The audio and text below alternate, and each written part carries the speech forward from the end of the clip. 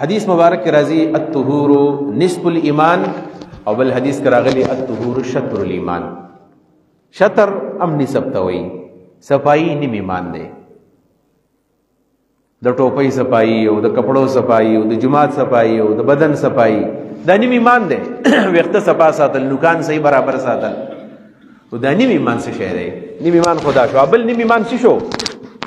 هغه بل نیم ایمان داغه حدیث په مقصد چې کله ځان منګه پویو کو نو بیا په دې باندې پویو. الطهور نصف الایمان دا معنا ده د بدن ظاهری صفا کول او د ظاهری بدن صفای نیم ایمان دی. نو نیم ایمان باطن صفا کول دی.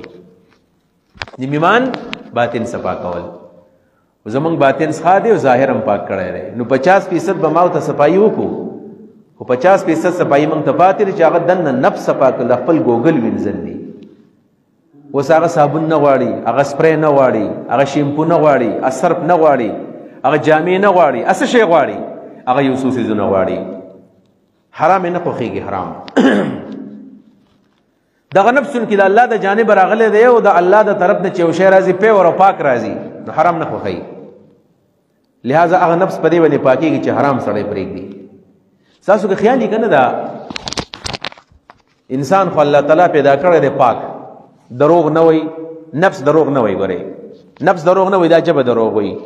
سړی چې دروغ وي کنه لکه ما مثال یو دا چې الله رب العالمین انسان کله پیدا کو نو حرامونه به دا ځان ساتي نو په دې به پاکيږي. دروغ بنوي، دروغ بنوي.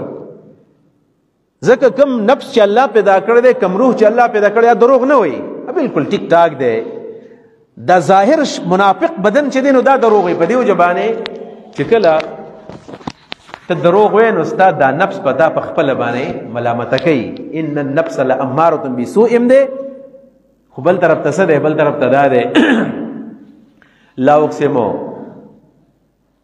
وما ابرئ نفسي ان النفس لاماره بسوء. بل دی لا اقسم بيوم القيامه ولا اقسم بالنفس اللوامه. نفس لوامه دی، خلق ملامت کوي. نو کله چې انسان دروغ وایي نو جواب باندې دا دروغ شروع کی. افسر ته دروغ وایي، پلار ته دروغ وایي، خزه ته دروغ وایي، بچی ته دروغ وایي. خدا د نفس پسې خان دی دا پوېږي چې زه دروغ وایم. کله کله سړی ست خطا شي باندې خبرو کی چې قسم ورته وکوایا بس نفس په دې باندې دا ولا یو سیګنل ورکو چې دروغ مو وایا. کله چې چا قسمونه ډېر کول کنه دې مطلب دا چې دا دروغ وایي. الله چې دا کم نفس پیدا کړی دروغ نه پاک دی، د حرامو نه پاک دی، د خیانت نه پاک دی، د منافقت نه پاک دی. روغ نفس الله پیدا کړی دی، موږ تباہ او برباد کو.